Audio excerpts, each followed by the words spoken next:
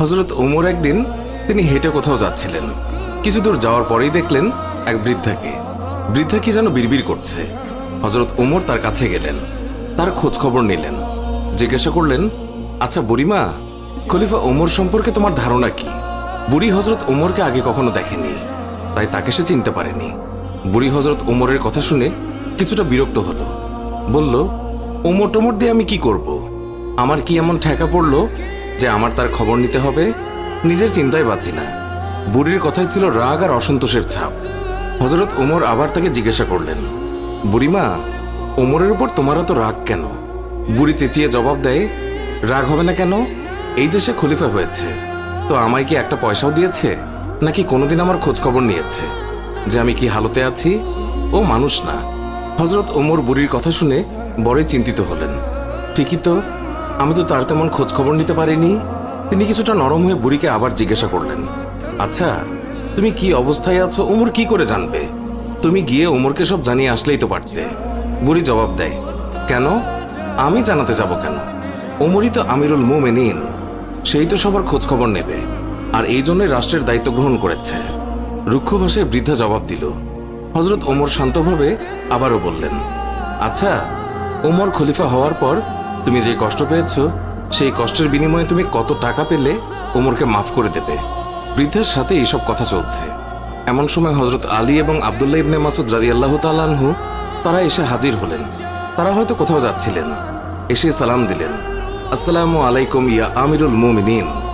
আগন্তুক দুই ব্যক্তির মুখে আমিরুল মুমিনিন শব্দ শুনে বৃদ্ধা তাজ্জব হয়ে গেল। সে ভয়ে কাঁপতে লাগলো আর ভাবতে লাগলো যে ওমরের সামনে তাকে এত গালমন্দ করেছে। দারুণ অনুতপ্ত হলো বুড়ি।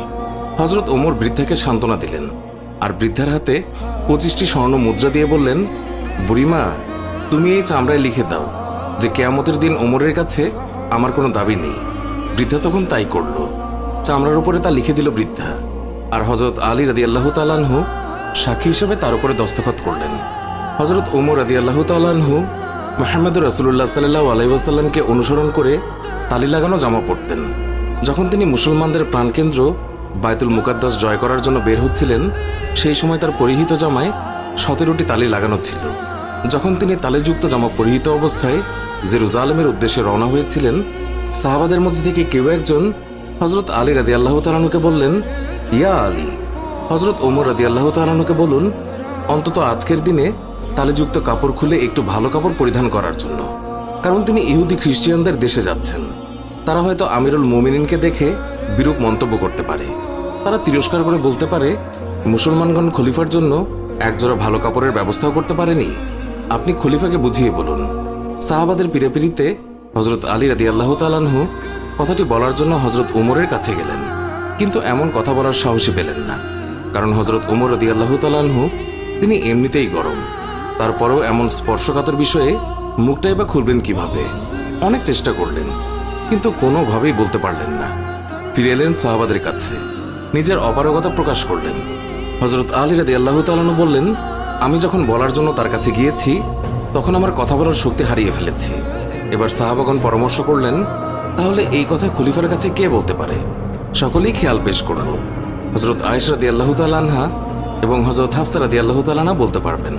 তারা সকলে মিলে হযরত হাফসা রাদিয়াল্লাহু তাআলা আনহুর কাছে গেলেন।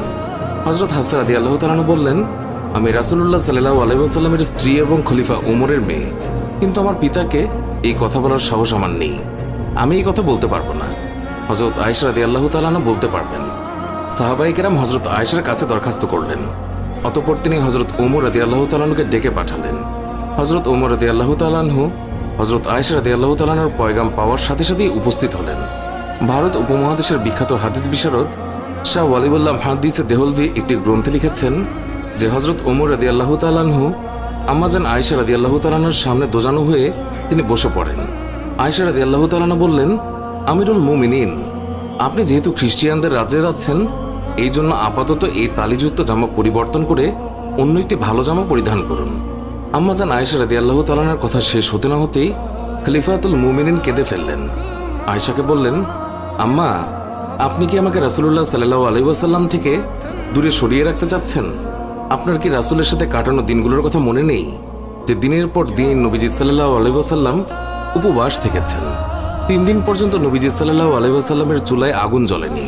হে আয়েশা, আপনার কি সেই দিনগুলোর কথা মনে নেই যে নবীজি সাল্লাল্লাহু আলাইহি ওয়াসাল্লাম তালেযুক্ত কাপড় পরিধান করেছেন? আম্মাজান, ওমর এই ছেঁড়াফাটা তালেযুক্ত পোশাক পরে যেই স্বাদ অনুভব করে তা বোঝানো সম্ভব নয়। ওমর আর অন্য কিছুতে এমন স্বাদ অনুভব করে না। সিরাতের কিতাবসমূহে লিপিবদ্ধ হয়েছে যে খলিফা হযরত ওমর রাদিয়াল্লাহু তাআলা আনহু যখন রাসূলুল্লাহ সাল্লাল্লাহু আলাইহি ওয়াসাল্লামের অসহায়তার কথা আলোচনা করছিলেন, তখন হযরত আয়েশা এবং হাফসা দুইজনেই অঝরে কাঁদছিলেন। অতঃপর খলিফাতুল মুমিনিন হযরত ওমর রাদিয়াল্লাহু তাআলা আনহু তালিযুক্ত কাপড় পরিধান করেই মুসলমানদের প্রাণকেন্দ্র বাইতুল মুকাদ্দাস বিজয় করার জন্য বের হলেন। হযরত ওমর রাদিয়াল্লাহু তাআলা আনহু তিনি যখন জেরুজালেম শহরে প্রবেশের দ্বারপ্রান্তে 22 লক্ষ বর্গমাইলের বিশাল সাম্রাজ্যের খলিফার হাতে উটের রশি, উটের ওপর বসে আছে ভৃত্য, মুসলিম বাহিনীর সেনাপতি আবু উবাইদা ইবনুল জাররা রাদিয়াল্লাহু তাআলা লক্ষ্য করলেন খলিফার গায়ে অতি সাধারণ 17টি তালিযুক্ত জামা। উটের রশি ধরে টানছেন মুসলিম বিশ্বের খলিফা, আর ভৃত্য বসে আছে সেই উটের উপর। এটা দেখে রোমানরা কি মনে করবে? এইসব ভেবে তিনি বললেন, হে আমিরুল মুমিনিন, আমরা এমন এক জায়গায় আছি যেখানকার লোকেরা চাকচিক্য পছন্দ করে, মানুষের বাহ্যিক সৌন্দর্য দেখে মানুষের মর্যাদার বিচার করে। তাই আপনি যদি একটু ভালো পোশাক পরতেন তাহলে তা কতই না উত্তম হতো। হযরত ওমর রাদিয়াল্লাহু তাআলা আনহু আবু উবাইদা ইবনুল জাররার কথায় রেগে গেলেন, তার বুকে আঘাত করলেন আর বললেন, আমি তোমার পক্ষ থেকে এই কথাগুলো আশা করিনি। হযরত ওমর রাদিয়াল্লাহু তাআলা আনহু বললেন, আমি হচ্ছি সেই জাতি যাদের মহান আল্লাহ ইসলাম দ্বারা সম্মানিত করেছেন।